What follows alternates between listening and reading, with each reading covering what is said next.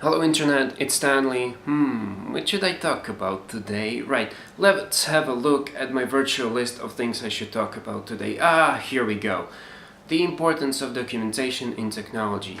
Okay, so, there's this thing on the Internet. There's a lot of great open source, open hardware solutions for various things. However, many of them, even though they are great, lack any documentation whatsoever, and therefore if a random person comes who doesn't necessarily have the ability to understand nor implement it themselves, they can't use the finished solution because often it doesn't work like right away and it has to be tweaked a little, and if there's no documentation provided, it doesn't work. So what should you do as a developer? Well, I believe that if someone puts something on the internet with the intent for it to be open source and usable by other people, perhaps they should include some kind of documentation. Just write a pamphlet or a paper, a few words, few hundred words, whatever. Say, this is how you do it, this is how you not do it, and it will just work.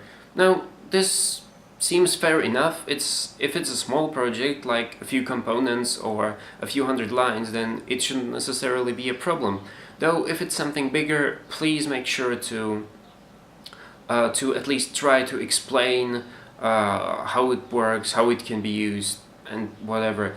Of course, this is not requirement, and no one is going to prevent you from putting stuff open source on the internet or wherever if you don't want to include documentation. Though I believe that things that don't work right away, and even though they are open source, they perhaps are still open source, but I wouldn't call them free software, even though it's perhaps distributed under a free software license, if there is not some kind of documentation that would enable anyone to actually be able to use it. Though that's just my opinion. And as a bonus point, in Stargate they are often complaining that various ancient devices don't have manuals.